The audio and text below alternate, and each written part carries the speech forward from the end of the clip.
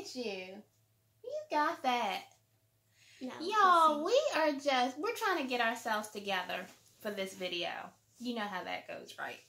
We had to move the curtain over so you could actually see so my you hair. could see her hair. Visible. Yeah. Invisible. So, yeah. So we are going to be doing a video today on our natural transition. And I am just wondering if any of you out there are going through a transition, because I just think it is the best thing. We're here to give you hope for those yes. teeny weeny afros. Yes. Where you're just like, I yes. need to relax it because it's so short and yep. I can't even get a nub yet.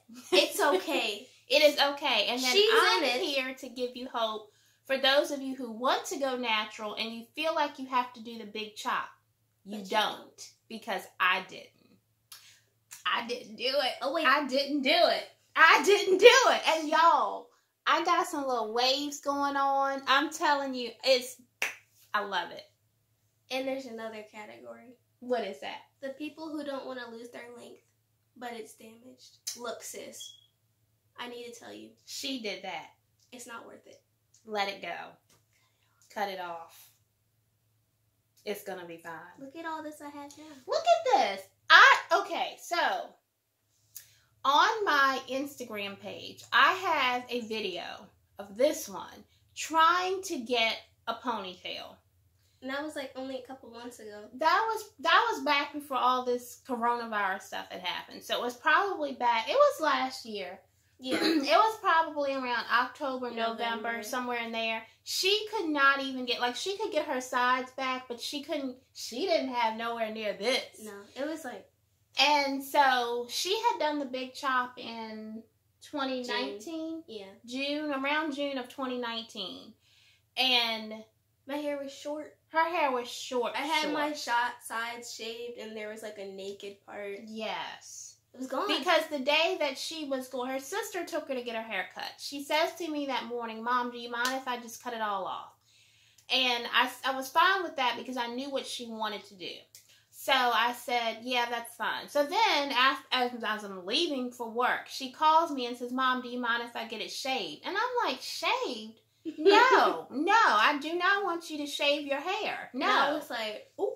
And so she was like, okay. Well, actually, she asked me that before I left home. And I said, no, absolutely not. We're not shaving nothing. You're already cutting it off. We're not shaving it, right? So then I'm on my way to work, and she calls me again. Mom, can I please get my hair shaved? Well, by that time, I was so just over it. I'm a baddie. I was like, I'm getting it shaved. No, she said it again. I said I'm getting it shaved. She said it again, and I said, you know what? Do what you want. Shave it. I don't care. It's your hair. So she got it shaved. And it's all back. And I mean, this was a year ago. So, I was like, I'm the mom. I am that mom that I don't always agree with their first request. Can I do this? Do you agree with this? And most of the time, I'm probably like, no. But then I am that mom that does let my kids express themselves and be who they are. I don't want my kids to be who I want them to be. Of course, you want your kids to be good people. But shaving your hair doesn't make you a bad person. So I was cool with it. She got it done. It was cute. Curls instantly. And that was the thing. She was like, well, Mom, I'm going to do this, but I don't know if my hair is going to curl up.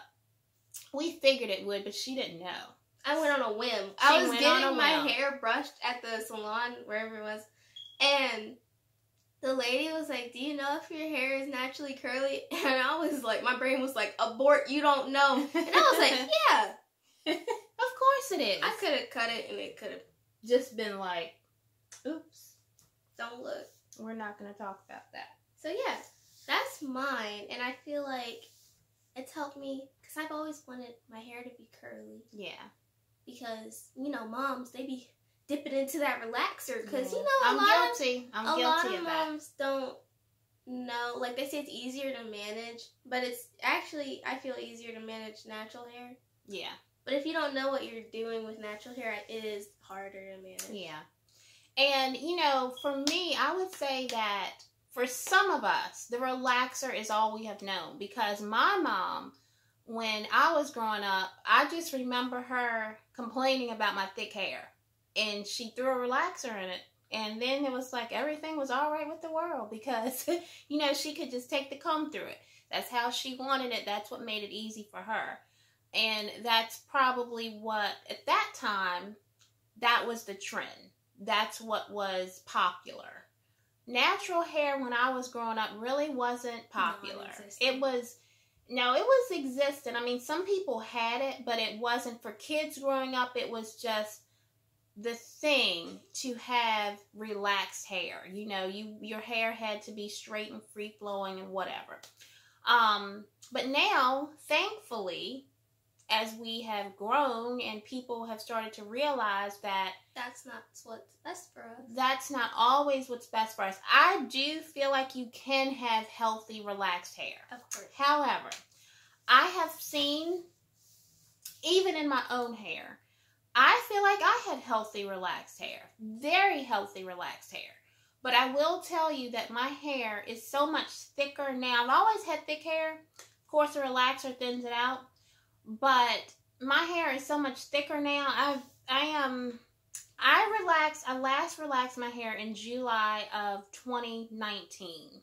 So this July 22nd to be exact. So July 22nd of this year was 12 months that I had not had a relaxer. And I did not do, a year. So I did not do the big chop, and I don't even know. Like, I didn't even hardly know that this was possible. Like, she was flabbergasted. I was flabbergasted because I just started, you know, once I got enough to really get it pulled back and stuff. Like, right now, I just have it pulled back. Let me turn around so you can see a little bit. She got her side ponytail today. Got my little side ponytail. I asked Mia this morning, I said, do you like my little side ponytail? But anyway, just kind of experimenting with it, you know, and when I started to really get enough to pull it back and it was waving up, and I'm like, you really don't have to do the big chop. To each their own. By all means, if you want to do it, do it. If you have, you know, damaged ends, that kind of thing, do it. Yeah. You know, but if you don't want to, just let it grow out and gradually keep cutting it. Yeah. And another disclaimer, I don't even know. If you have a section of your hair, if you're natural, and a section of your hair isn't the same texture, and you're like, oh my God, I got a big chop for this one section to grow back right. No, you don't. Don't do that. Unless if you know you've done something to affect the pattern, do not cut off all your hair for one section. Yeah, so many people do that. Because it will grow back exactly the same. Yeah, like so many people I've seen do that. They will say, you know, I'm trying to get to curl my hair, but this side over here won't do it. And most of the time, it's not, cutting it off is not going to do it. Just keep working with it. You know, do deep conditioners, because my oldest daughter's hair was like that. She would try and scrunch her hair and do whatever, and it just wasn't curling. And so then she did a deep conditioner, and so now it's perfect. So, you know, just imagine if she had cut all of her hair off, and that's not really what it needed. Yeah. So she basically trained it. She trained it. Yeah.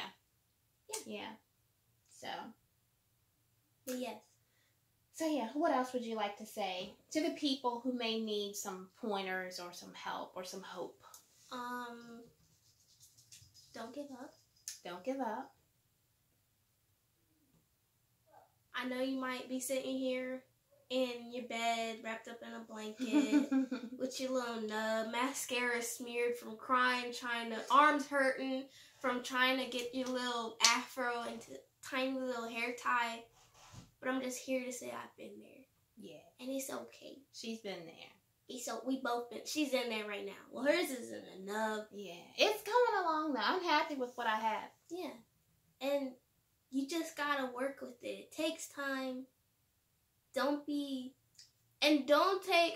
we've given you some advice, but only you know how your hairs work. You gotta work with it, because some YouTubers and like hair gurus, they'll give out advice, but not all that works for people because you have different porosity. Right. And all that jazz. It's a lot of different hair types. And something that Mia said to me was enjoy the process.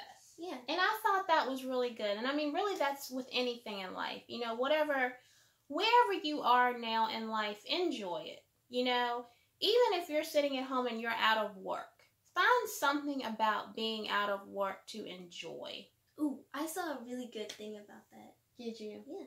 What was it? Okay, so I was on YouTube because I live on YouTube. She does. And I was watching a documentary about homeless people or something because I have a soft spot for them. She really does. And one of the comments was from a former homeless person, and they have a house and everything now. Well, I think it's an Airbnb, and they were saying that it's like an addiction almost to be on the streets because it's freeing to be out of the system because you wake up when the sun gets up.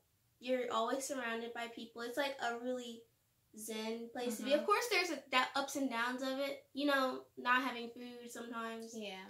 But they said that now that they have a house and everything, it's like you almost abuse the stuff you have, like a bed, because people stay in bed all day and like don't take showers. Like when you're homeless, you appreciate those showers. Yeah.